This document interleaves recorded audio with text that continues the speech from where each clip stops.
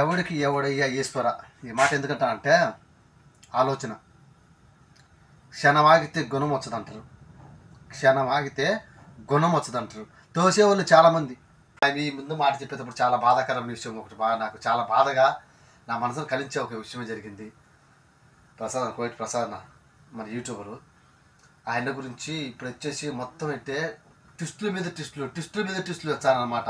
అత్త మామ సహకరించలే, మరదలు మొగుడు మా అన్నదమ్ముడు సహకరించాలి. అంటే అన్నదమ్ముడు అంటే మరదల మొగుడు వచ్చేసి అన్నే కదా, ఆయన సహకరించాల. ఇట ఒకప్పుడు ఒక వాళ్ళ కూతురికి జరిగిందని చెప్పి పోలీస్ స్టేషన్ పోతే పోలీసులు సహకరించలే, అమ్మ నాన్న సహకరించేటట్లు లేరు. మేబీ ఇప్పుడు కూతురు కూడా ఏంటంటే ఆయన ఎవరి కోసమైతే కష్టపడి, ఆయన ఎవరికోసం కష్టపడి కాదు బాధపడి ఇక్కడి నుంచి 4 రోజులు టికెట్ తీసుకొని పోయి ఎక్కడో ఉండి హత్య చేయొచ్చింది కదా. ఆ కూతురు కూడా ఈరోజు ఏమంటుందంటే ఇది ఒక ట్విస్ట్. మేబీ అటు ఇటు పోయేటప్పుడు తగిలింటుంది అంతే తప్ప ఇంకేమి లేదు అని ఆ పాప చెప్పింది. అంటే ఆ పాపను ఎవరో ప్రెషర్ చేస్తారనమాట. ఇది ఒకటి కనుక్కోవచ్చు, మనం ఆటోమేటిక్ కనుక్కోవచ్చు. ఆయన వీడియోలో చూపించాడు ప్రసాద్ అన్న. ఏం చూపించాడు ప్రసాద్ అన్న? వాళ్ళ భార్య ఆ పాపను అడుగుతా అంటే ఎక్కడెక్కడ టచ్ అయిందమ్మా అంటే ఇక్కడ టచ్ అయింది, మేబీ ఎక్కడో సంథింగ్ టచ్ చేసినారని చెప్పింది ఆ పాప. అంతకుముందు వీడియో కాల్లో ఆ పాప ఏమైందంటే వాళ్ళ తాత మాల వేసుకున్నాడు కదా, చంద్రకళ నాన్న మాల వేసుకున్నాడు కదా. ఆ మాల వేసుకునే స్వామి అడుగుతా అంటే ఏం చెప్పు అంటే ఆ ప్రెజర్ చేసిండ్రు లేకపోతే ఆమెను భయపెట్టామని మాట్లాడితే తెలీదు. ఆ పాప ఏముందంటే ఏం లేదు, అట్టేం లేదు, మేబీ అటు ఇటు పోయితే తగిలింట అది యాక్సిడెంటల్గా అని చెప్పి ఆ పాప చెప్పింది. ఇప్పుడు చంద్రకళ చెల్లి లక్ష్మీదేవి ఒకటే చెప్తానమాట. మా నాన్న మా మామ అటువంటివాడు కాదు, మా మామ అటువంటి చేసేవాడు కాదు, అందులో ఆయన వికలాంగుడు, ఏం చేస్తాడు, అది అట్టా చేయాలంటే నన్ను కూడా చేయాలి కదా, నేను కూడా బాగానే ఉండా కదా, నన్ను కూడా చేయాలి కదా అని ఆమె ఒక ట్విస్ట్. కావాలనే పాత కక్షలు మనసులో పెట్టుకొని ఈ హత్య చేసినాడని ఏమి చెప్తాంది.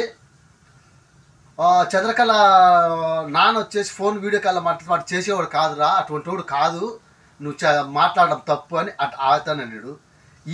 ఈ రెండు మాట ఈ కనీసం మామ మాటైనా పట్టించుకొని కొంచెం ఆలోచించింది ప్రసాద్ అన్న, చాలా బాగుండేది. వచ్చి తొందరపడి హత్య చేసినాడేమో. పోలీసులు సహకరించింది తప్పే, మేము కాదనం, పోలీసులు సహకరించలేదు తప్పే.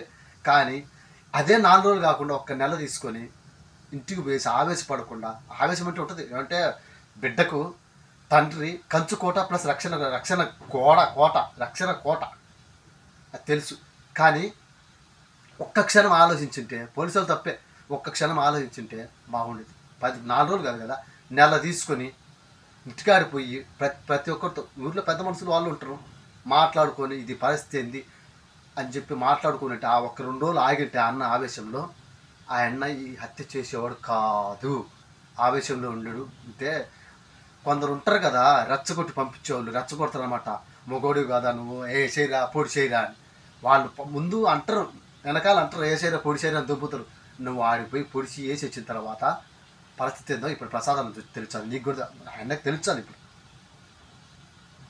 ఏ బిడ్డ కోసం అయితే ఆవేశంలో పోయి చేసినాడో ఆ బిడ్డ మేబీ యాక్సిడెంటల్గా జరిగినది, అటు ఇటు పోతూ యాక్సిడెంట్లో జరిగింది అని. ఇప్పుడు బాధ ఏంటంటే ఆయన్న భార్య పోయింది, ఆయన్న పోయిండు, ప్లస్ వచ్చేసి ఈ పాప అనాథ అయింది. వాళ్ళిద్దరు రిమాండ్లోకి వెళ్ళిపోయిండు, ఈ పాప అనాథ అయింది. ఇప్పుడు ఆ పాపే కదా అనాథ, ఒక సింగల్గా నిలబడిపోయింది ఎవరంటే ఆ పాప.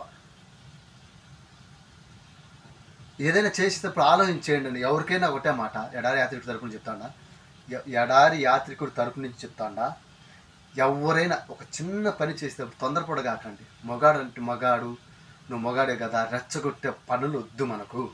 ఆయన చేసింది పొరపాటు చేసిండు, పోలీసు వాళ్ళని అప్రోచ్ అంటే చాలా బాగుండేది అనిపించండి. ఇప్పుడు ఏమంటే ఇప్పుడు కథలు వాళ్ళు చెప్పుకుంటూ అల్లుకుంటూ వచ్చారో, లేదంటే కావాలని చెప్తారో, లేకపోతే ఉన్నది చెప్తారో అర్థం కాలే.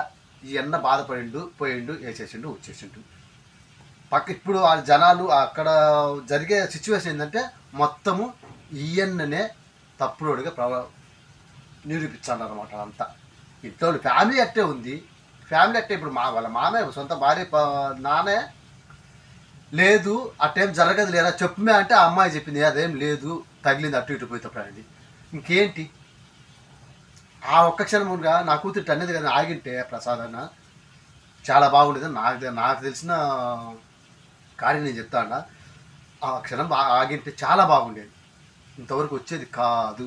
ఇప్పుడు డిఎస్పీ గారు ఏమంటారు, జోనల్ డిఎస్పీ గారు ఆయన ఏమంటారంటే యూట్యూబ్ ఫేమ్ కోసమే అతని పని చేశారు. యూట్యూబ్ కోసం ఫేమ్ చేయాలంటే చంపితే ఎవరైనా యూట్యూబ్ ఫేమ్ అవుతారా? ఎవరైనా వచ్చేళ్ళు మాట్లాడుతూ పోతా ఉంటారు, మేము వాళ్ళు చేస్తాం ఇది చేస్తాం అది చేస్తాం, ఏది పడుచుకోకండి అన్న. మీరు ఏదైనా చేస్తే ఇప్పుడు నిదానంగా ఆలోచించేయండి, నిదానంగా నీట్గా ఒకటి బట్టు 2-3 సార్లు ఆలోచించి ఏదైనా పని చేయండి. తొందరపడి ఏ నిర్ణయం తీసుకోవకండి, మీ జీవితాలు నాశనం చేసుకోవద్దు.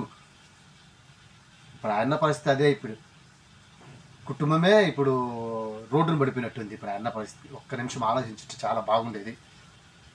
అందులో వాళ్ళ ఫ్యామిలీ మెంబర్సే, వాళ్ళ బంధువులే ఆయనకు సపోర్ట్ లేకుండా పోయింది.